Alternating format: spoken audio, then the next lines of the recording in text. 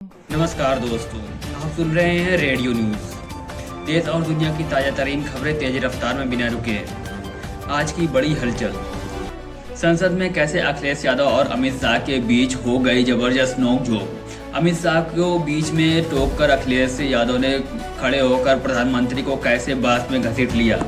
दिलचस्प यह है कि दोस्तों, जिस आरक्षण बिल के नाम पर सरकार ने इमरजेंसी 16, 17, 18 3 दिन का बजट सत्र को एक्सटेंड किया है, उस बिल के इंट्रोडक्शन में प्रधानमंत्री सदन में नहीं उपस्थित थे। लेकिन इस बीच समाजवादी पार्टी ने बिल के इंट्रोडक्शन का जैसे ही विरोध किया, समाजवादी पार्टी की तरफ से धर्मेंद्र यादव खड़े हुए। उन्होंने कहा कि किसी भी हाल में पिछड़े हुए समाज की महिलाओं और मुस्लिम महिलाओं के साथ हम यह भेदभाव नहीं होने देंगे। नई जनगणना के आंकड़ों के जरिए हमें ये बताइए कि देश में पॉपुलेशन कितनी है, देश में लोगों की संख्या कितनी है। इसके अलावा धर्मेंद्र यादव ने जैसे ही मुस्लिम महिलाओं का जिक्र किया, सरकार की तरफ से टीईटी द्वारा ये आपत्ति दर्ज कराई गई कि आप धर्म के आधार पर आरक्षण को बढ़ावा नहीं दे सकते, ये संविधान विरोधी है।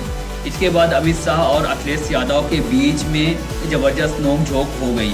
लेकिन दोस्तों, उस बीच एक जो कि तमिलनाडु से न्यूज़ आई कि एम.के. स्टालिन तमिलनाडु के मुख्यमंत्री जो है, उन्होंने उस बिल की जो प्रतियां है, मतलब उस बिल की कॉपी, उसको जला डाला था और खड़े होकर काला झंडा फहराया। तमिलनाडु के हर आदमी से आग्रह किया कि वो अपनी छतों पर काला झंडा लहराकर इस बिल का विरोध करें, क्योंकि यह बिल जो है वो तमिलनाडु पर हिंदी थोपने का एक जरिया है। अब सुनिए संसद में क्या हुआ। धर्मेंद्र यादव ने क्या कहा, जिसके बाद अमित शाह और अखिलेश यादव के बीच बहस हो गई। धर्मेंद्र यादव ने बोला, मैं अपनी पार्टी और अपने नेता आदरणीय अखिलेश जी की ओर से यह जो तीनों बिल हैं आए हैं, इस पहला संविधान विरोधी संविधान संशोधन बिल, दूसरा परिसीमन बिल और तीसरा संघराज बिल, तीनों ही बिलों का पुरजोर विरोध करता हूँ। सभापति जी, आज एक ऐसे बिल आए हैं कि हम लोग संविधान को ही तोड़ना मरोड़ना चाह रहे हैं। जिस तरह से महिला बिल की चाशनी के नाम पर जो हाल कश्मीर और असम का हुआ है, वही हाल पूरे देश के साथ करने का प्रयास हो रहा है। हम इसका पुरजोर विरोध करेंगे। इस बिल के अंदर जब तक पिछड़े वर्ग की महिलाएं जब तक मुसलमान भाइयों की महिलाएं नहीं शामिल की जाएंगी, हम समाजवादी लोग इसका साथ नहीं देंगे, ये धर्मेंद्र यादव ने बोला था। उसके बाद बहस के ही दौरान सत्ता पक्ष की टोका टाकी शुरू हुई और धर्मेंद्र यादव ने नियम 72 का जिक्र किया। उसके बाद अमित शाह बोलते हैं उनके जवाब में कि माननीय अध्यक्ष जी, सदन की कार्यवाही को पूरा देश देख रहा है। अखिलेश जी ने कहा, जनगणना क्यों नहीं हो रही। मैं पूरे सदन के माध्यम से देश की जनता को बताना चाहता हूं कि जनगणना का काम शुरू हो चुका है। दूसरा, उन्होंने कहा कि हम जाति जनगणना की मांग करेंगे। मान्यवर सरकार जाति की जनगणना करने का निर्णय ले चुकी है और जाति के साथ ही यह जनगणना हो रही है।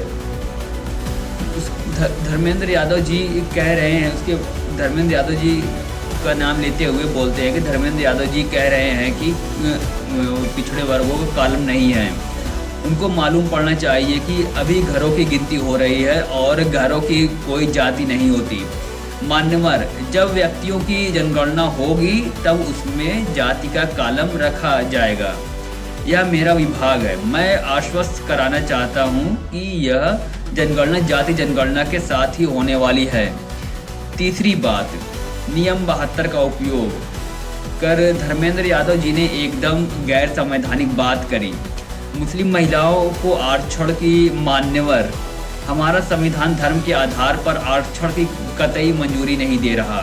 धर्म के आधार पर मुस्लिमों को किसी भी प्रकार का आरक्षण गैर संवैधानिक है, इसका सवाल ही नहीं पैदा होता। ये अमित शाह ने अपनी स्पीच में बोला, अपनी बारी में बोला। उसके बाद अखिलेश यादव इनके जवाब में बोलते हैं कि अध्यक्ष महोदय, अनडेमोक्रेटिक बात माननीय मंत्री जी ने कही। हो सकता है उन्होंने धर्म की बात कही हो, लेकिन पूरा देश आधी आबादी को आरक्षण चाहता है। मैं माननीय मंत्री जी से जानना चाहता हूँ, क्या मुस्लिम महिलाएं आधी आबादी में नहीं आती? अमित शाह, उसके बाद अमित शाह फिर बोलते हैं, समाजवादी पार्टी सारे टिकटें मुस्लिम महिलाओं को दे दे, हमें क्या आपत्ति है? हमें कोई आपत्ति नहीं है। उसके बाद अखिलेश यादव बोलते हैं कि अध्यक्ष महोदय, जब माननीय प्रधानमंत्री जी को पिछड़ों से वोट चाहिए था तो माननीय प्रधानमंत्री जी ने अपने आप को कहा कि मैं पिछड़ी जाति से आता हूँ। उसके बाद अध्यक्ष जी अखिलेश यादव जी को बैठा देते हैं, कहते हैं कि और दूसरों को बोलने का मौका दिए। लेकिन दोस्तों, इस पूरे विवाद ने संसद का तापमान बढ़ा दिया है। एक तरफ सरकार जनगणना और जाति जनगणना का दावा कर रही है, तो दूसरी तरफ विपक्ष इसे पिछड़ों और अल्पसंख्यकों के साथ धोखा बता रही है। धन्यवाद दोस्तों, मिलते हैं ऐसे दूसरे अपडेट में। तब तक के लिए धन्यवाद। जय हिंद।